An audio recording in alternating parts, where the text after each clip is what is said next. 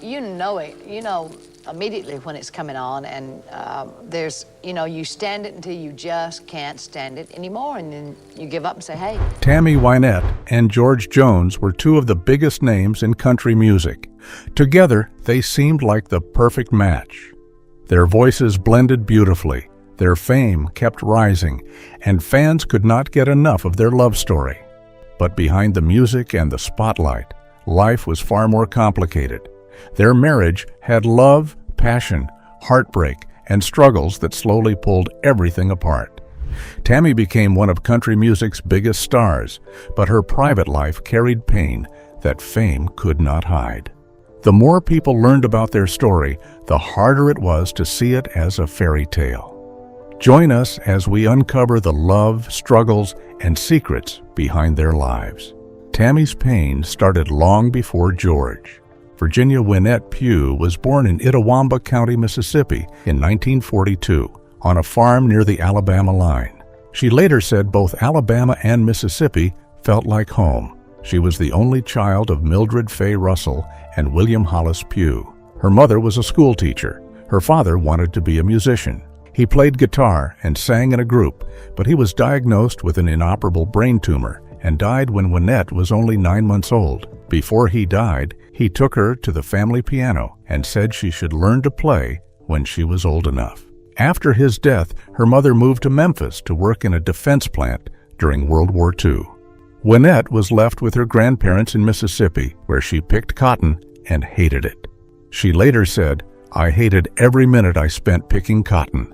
Her Aunt Carolyn Russell was raised beside her, and the two grew up with a sister-like bond. Wynette learned to play the instruments her father left behind and called her grandparents Mama and Daddy, while her own mother was just Mother. Most people called her by her middle name, Wynette. As a child, she played basketball, but her grandfather would not let her wear the girls' team shorts, so she wore blue jeans instead. She still made the All-State team in 1958 and 1959. She also took piano lessons until the teacher told her mother she was wasting her money because Wynette could already play so well by ear, the voice that gave her a way out. By the time she was in upper elementary school, Wynette had made a close friend named Linda Kaysen. They found out they could harmonize together, and with another girl, they formed a trio called Wynette, Linda, and Imogen. They sang at gospel events and even appeared on a Saturday morning radio show on WERH for a local Methodist minister. They listened to artists like Ernest Tubb and Hank Williams and soaked up country music early. At Tremont High School, Wynette was popular, and in 1960, her classmates voted her Miss Tremont High School. She smoked cigarettes, liked boys, and argued often with her mother about dating. One friend later said, "She was into datin' and boys long before we were." She fell hard for Billy Cole and wanted to marry him, even trying to order cheap rings through the mail without telling her mother. But her mother found out and stopped it. Wynette then spent a short time in Birmingham with her mother and stepfather, Foy Lee, but soon returned to her grandparents' farm. At 17, she married Upal Bird. That marriage caused even more tension with her mother. The young couple first lived with his family, then in a small apartment in Tupelo. She became pregnant with her first child and moved into an old house owned by her grandfather. It had no heat, no running water, and no electricity. Her friend Linda even helped nail cardboard boxes to the walls to keep the cold wind out. Life was already hard, and it was only getting harder. The marriage was failing, but Tammy refused to give up. In 1963, Upal got a job in Red Bay, Alabama, and the family moved to a better home. To help make a living, Wynette asked her mother to help pay for beauty school. In the middle of that training, Upal found work in Memphis, and the family moved again.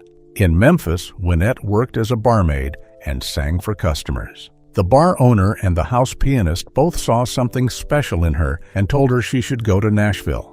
Still, the family went back to Tupelo, where she finished cosmetology school. Even after she became famous later, she kept renewing that license every year in case she ever needed an ordinary job again. But her first marriage kept falling apart. Upal could not keep steady work, and they fought often.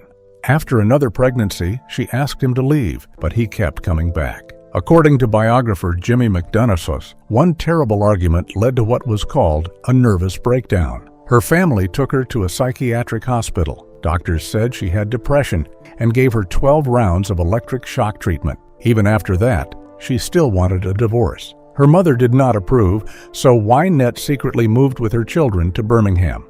Upal showed up there too, and she gave the marriage one more try. It still did not work. In 1965, they divorced for good. In one of their last talks, Wynette told him she wanted to be a country singer. He answered, "Dream on, baby, dream on." Years later, when he asked for her autograph, she signed it, "Dream on, baby, love, Tammy." But before that moment came, she had to fight her way forward. She took her children and bet everything on a dream. Wynette moved to Birmingham in 1964 and lived with her father's family while she started over. Because her cosmetology license would not transfer to Alabama, she had to enroll in beauty school again. At the same time, her family pushed her toward music. Her uncle worked at WBRC television and helped her get an audition for the Country Boy Eddie show. Eddie Burns liked what he heard and put her on the program. On her first appearance, she sang Patsy Cline's Sweet Dreams, and because she was pregnant, the camera stayed above her waist. She performed there from 6 to 8 every morning, then went to school, then worked at Midfield Beauty Salon for $45 a week. She became close to pianist David Vest, who helped her make demos, and they also played piano bars around Birmingham. She started visiting radio station WYAM and met disc jockey Fred Leaner. A trip to Nashville with him lit a fire in her. She wanted a real country music career. For a short time, Upal returned to Birmingham and they tried once more to make the marriage work in a housing project near the steel mills.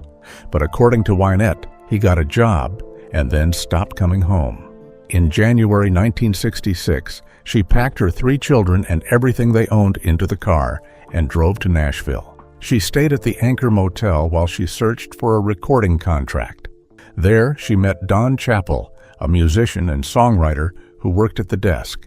They fell in love, later married, and started performing in several states.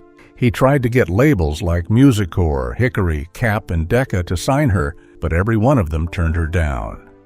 Then Kelso Hurston arranged a meeting with Billy Sherrill at Epic, and that meeting changed her life. The moment Virginia Pugh became Tammy Wynette. When Wynette walked into Billy Sherrill's office, she sang for him herself. He liked her voice and signed her to Epic in 1966. At her first session, she recorded Apartment Number 9. Around that time, Sherrill changed her name from Wynette Bird to Tammy Wynette. He told her, "You look like a Tammy to me."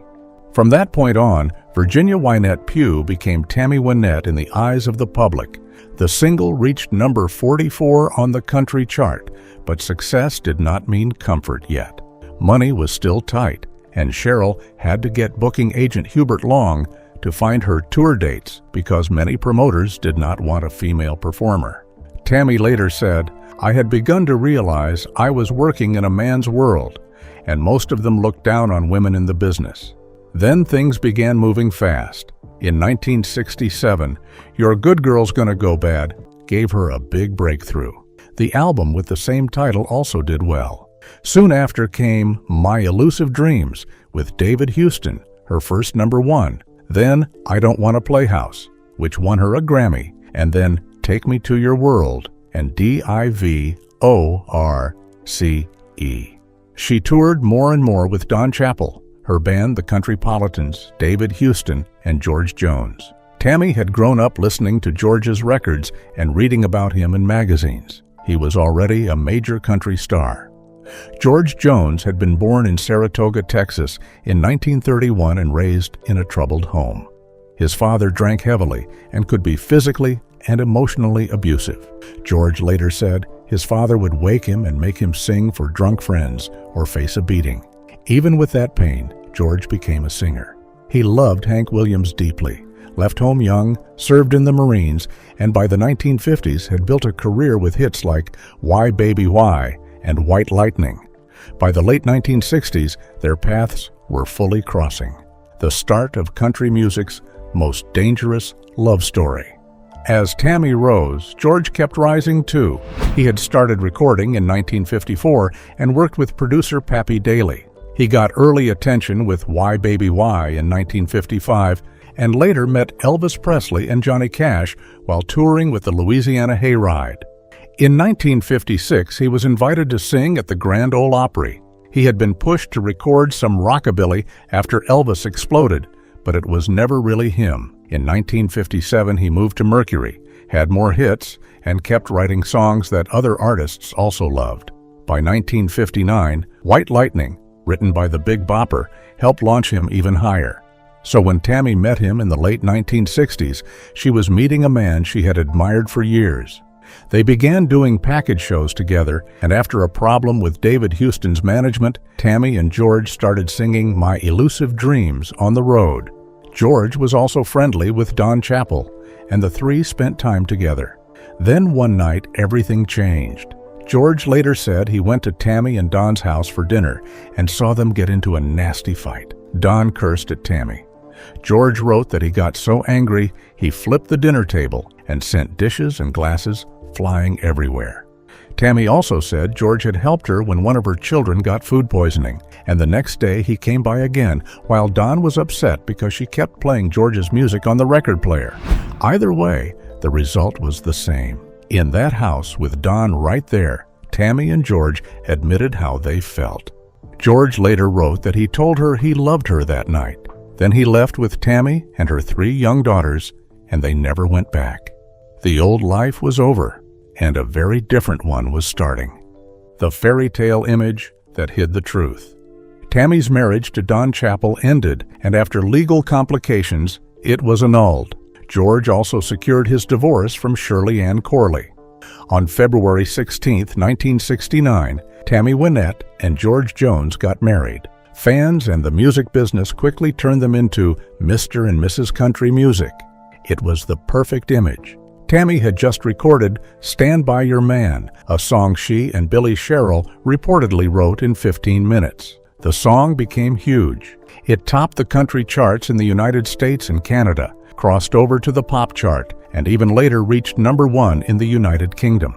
It also made Tammy a symbol of loyalty and brought criticism from some feminists who thought the message was too conservative. Still, the record only made her bigger.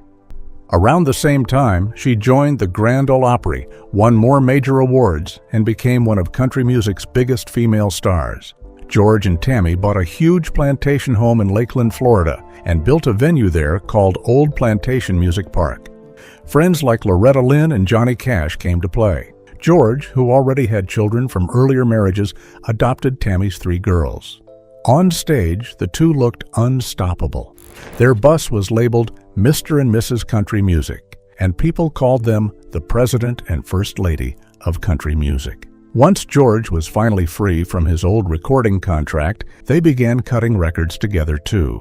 Take Me became a top 10 duet. Their album We Go Together reached the country top 5, and The Ceremony also became a top 10 hit. From the outside, it looked like a dream, but behind it, trouble was already growing. When the cracks started showing. By 1970, Tammy and George looked like country music royalty, but inside the marriage, things were getting harder. In October of that year, Tammy gave birth to their only child together, Tamala Georgette Jones. It should have been a happy chapter. Instead, the problems that were already there kept growing. George's drinking had become a major force inside their home. When he drank, he was hard to control, and Tammy's anger and frustration kept building. Around that same time, George was even committed to a padded cell at the Watson Clinic in Lakeland, Florida, after a drunken binge. He stayed there for 10 days to detox. For a while, he managed to stay sober, but that did not last. Producer Billy Sherrill later said George even drove Tammy crazy in the studio because he never sang a line the same way twice. Sherrill said they first tried recording side by side, but George's phrasing was so unpredictable that Tammy finally told him, "Record George and let me listen to it, and then do my vocal after we get his on tape." That says a lot about what daily life with him could feel like. Tammy was trying to hold together a marriage, a family, and a career, all while living with a man whose behavior could change fast. The public still saw glamour, fame, and hit songs, but behind closed doors, George could disappear into drinking, and Tammy was left dealing with the damage. Before long, one of their most famous stories would show just how far things had gone. The drunken night that said everything. George Jones became known for doing almost anything to get alcohol, and one story followed him for years because it sounded too wild to be true. According to George, one of his wives hid the car keys so he could not drive into town for liquor, but she forgot about the riding lawnmower. He wrote that he saw the mower sitting there with the key still in it, got on, and slowly drove it all the way to the liquor store. Tammy later said that story happened while she was married to him, not someone else. In her version, she woke up around 1 in the morning and found him gone. She got in the car and drove to the nearest bar, about 10 miles away. And there it was, the mower parked outside. George looked at her and joked, "Well, fellas, here she is now. My little wife. I told you she'd come after me." The story became famous because it was strange and funny on the surface, but for Tammy it was not funny at all. It showed how determined George was when he wanted a drink, and how powerless she often felt trying to stop him. She even hid his keys at times so he would not drive drunk. But George kept finding another way. Hoping a fresh start might help him stay sober, they moved from Lakeland back to Nashville in 1972. Tammy was still trying. She wanted the marriage to work, and she wanted him to change. But the move did not fix the problem. George relapsed again, and the same fear, anger, and tension returned. Tammy was now raising children, handling her own stardom, and living with a husband whose addiction kept pushing their home into chaos. And the deeper this went, the harder it became to pretend love alone could save it. To outsiders, it sounded funny, but Tammy was living the exhaustion behind that story. When love was no longer enough. By the middle of 1973, Tammy had had enough and filed for divorce. George's drinking, disappearances, and unstable behavior had worn her down. There was hope that losing her might finally force him to face what he was doing. For a moment, it seemed possible. The two reconciled, and George even promised again to get sober. During that period, they recorded "We're Gonna Hold On," a title that sounded almost painfully personal. The song became their first duet to reach #1 on the country chart, and the album of the same name also did well. George even said at the time, "I just looked at the situation and realized all the pain I was causing and all the pain I was suffering wasn't worth it. We love each other very much." But the calm did not last. The drinking and volatility came back, and so did the fear inside the marriage. Tammy later claimed in her autobiography that George once chased her through their home with a loaded rifle. George denied that in his own book. What is not disputed is that he disappeared for days at a time. In one desperate effort to find him, Tammy took her children and 2 friends and drove all the way to Florida, but they still could not locate him. After a recording session in late 1974, George vanished again. Tammy was hurt, angry, and worn out. This time she filed for divorce again, and she followed through. It was finalized on January 8, 1975. After it became public, Tammy said something that cut straight to the heart of it. George is one of those people that can't tolerate happiness. If everything is right, there's something in him that makes him destroy it. That line explained not just the end of their marriage, but the pain she had been living with for years. Even so, the story between them was not really over. That is what made the second divorce feel less sudden and more like surrender. They were over, but the music would not let them go. Even after the divorce, Tammy and George were pulled back together by music. After they split, they were coaxed into the studio again to record Golden Ring. The title track became their second #1 duet in the United States and also reached #5 in Canada in 1976. That was part of what made their story so powerful and so painful. Their private life was falling apart, but when they sang together, people still heard magic. Fans could hear the strain, the love, and the history in their voices. And while Tammy was trying to move on, George's life kept falling even deeper into trouble. In the late 1970s, his drinking spun out of control, and cocaine entered the picture too, after a manager gave it to him before a show because he was too tired to perform. The drug only made his behavior worse.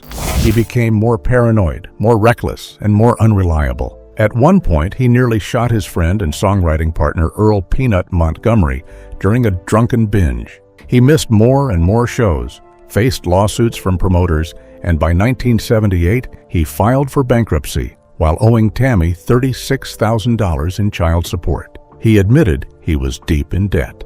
By early 1979, one report described him as homeless, deranged, and living in his car.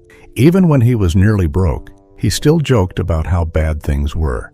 When Waylon Jennings said, "It's lonely at the top," George laughed and answered, "It's lonely at the bottom too. It's real, real lonely, Waylon." Yet even in that shape, he could still walk on stage and completely capture an audience.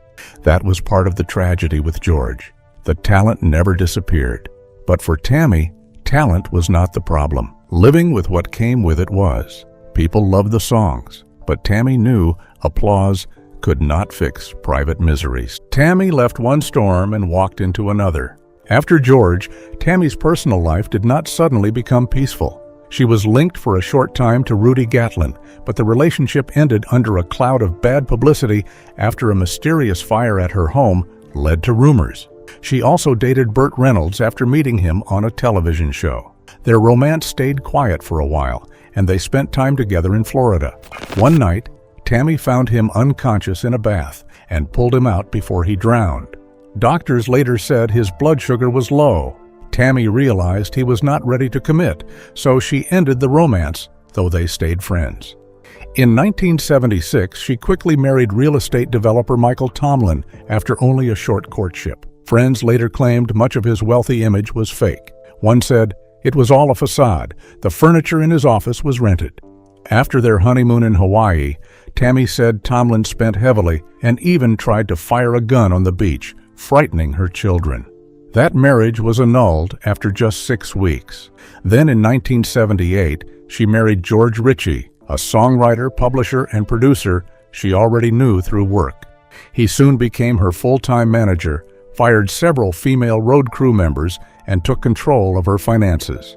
People close to Tammy later said that marriage caused serious strain. Her youngest daughter, Georgette, believed Ritchie tried to separate Tammy from friends and even from George Jones. Jackie Daly believed he enabled Tammy's drug addiction. Lori Morgan thought he cared more about Tammy's money than her well-being.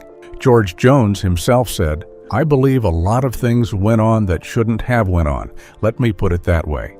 Tammy publicly said she loved Ritchie, but Georgette later called it an emotionally abusive relationship.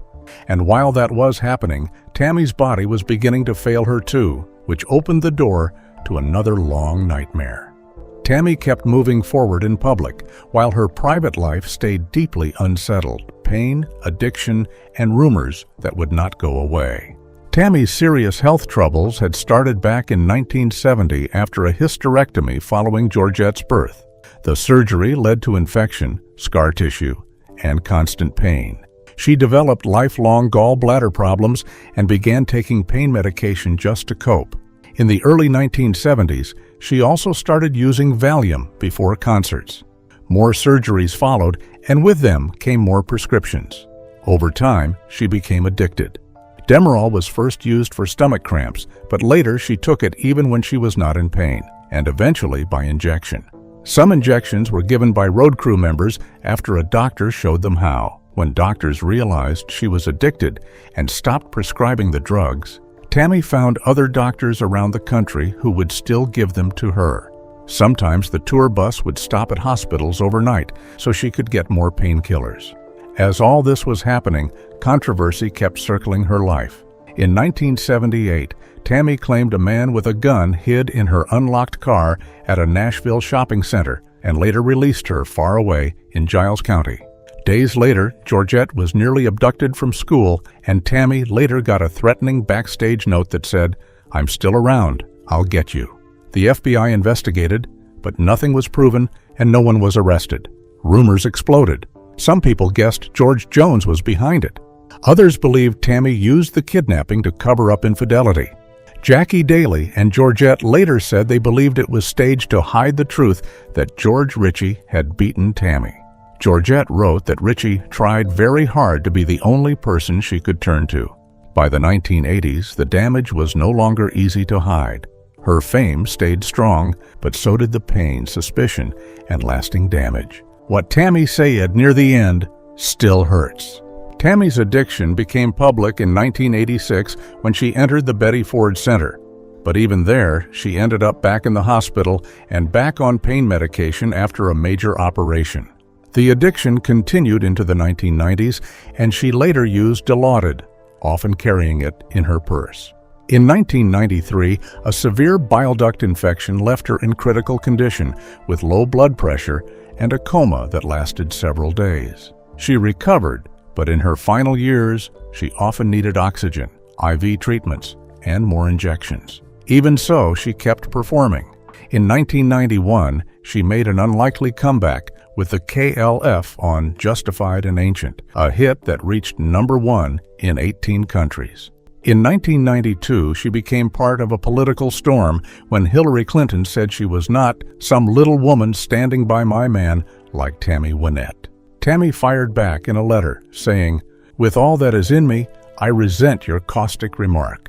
Hillary later apologized. In 1995, Tammy and George reunited for the album One and a Final Tour. Tammy said working together again felt as though we had never quit, and George agreed it was just like old times. After Tammy died in 1998, George said he was grateful they had been able to close that chapter and become close friends again. Then, in January 2026, their daughter Georgette spoke on the Drifting Cowboy podcast and shared something that gave the whole story even more weight. She said that near the end of Tammy's life, her mother admitted she would always love George Jones and hated that their timing had been wrong. Georgette said the marriage ended not because Tammy stopped loving him, but because addiction had made life with him impossible. She explained it in the simplest way. Love could not pull someone out of addiction. They have to reach that point themselves. In that one truth, Tammy's whole heartbreak finally came into focus. Georgette's later words gave that love story a sadder meaning. Do you think George Jones was truly the love of Tammy Wynette's life? Or do you think some love stories are simply too damaged to survive, no matter how real the love is? Share your thoughts in the comments below. And don't forget to hit like, subscribe, and stay tuned for more incredible stories from Hollywood's fascinating history. See you next time.